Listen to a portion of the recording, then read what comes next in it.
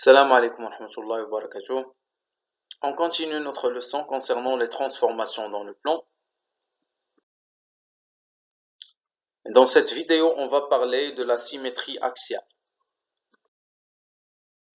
Comme définition, delta une droite du plan, la symétrie axiale d'axe delta est la transformation qui transforme tout point A du plan au point unique A', tel que delta est la médiatrice du segment AA'.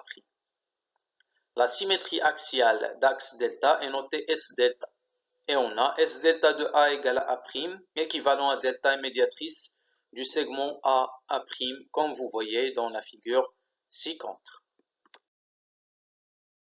On a, pour tout point N de la droite delta, N appartient à la droite delta, S delta de N est toujours égal à N, lui-même.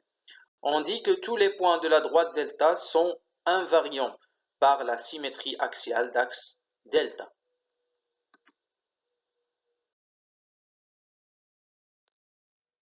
Les propriétés de conservation.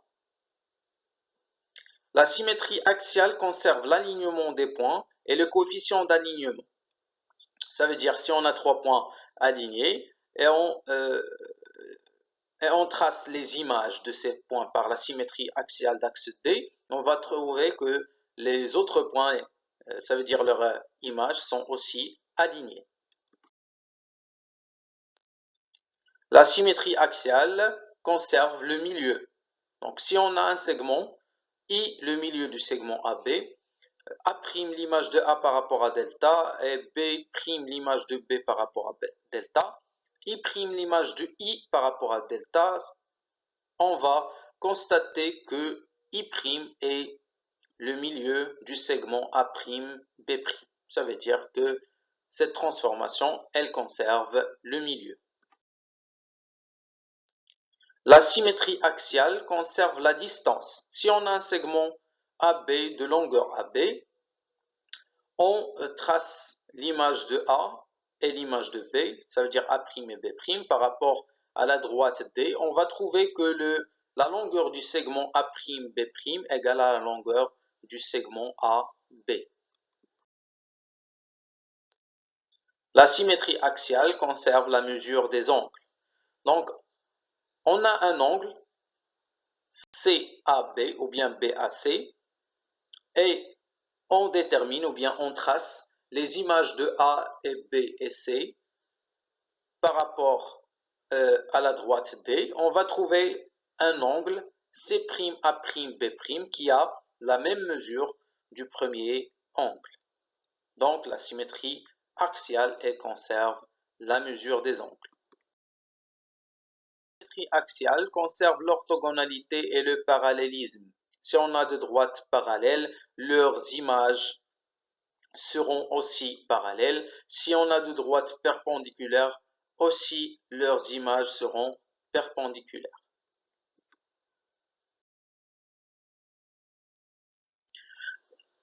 L'image d'une figure par une symétrie axiale. Premièrement, l'image d'une droite par une symétrie axiale est une droite. Mais la différence entre la symétrie centrale et la symétrie axiale, on a des cas particuliers. Si cette droite coupe l'axe de symétrie D dans notre cas, ça veut dire la droite AB elle coupe D dans un certain point, aussi l'image de cette droite va aussi couper la droite D ou bien l'axe de symétrie dans le même point. Dans un autre cas, si la droite AB est parallèle à D, aussi l'image de cette droite sera parallèle à D. Dernier cas, si cette droite est perpendiculaire à l'axe de symétrie, alors son image sera aussi perpendiculaire et il sera confondu avec cette droite, donc elle sera invariante. Donc la droite, si elle est perpendiculaire à l'axe de symétrie, son image sera la même.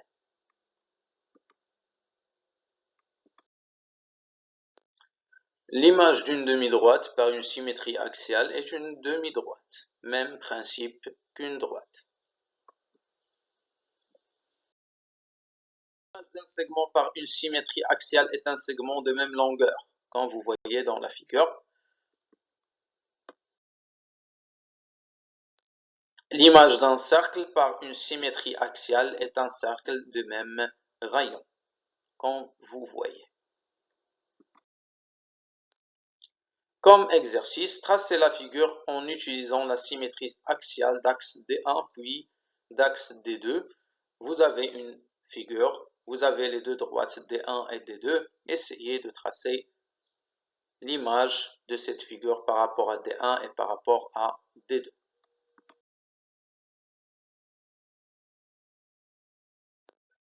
Merci pour votre attention.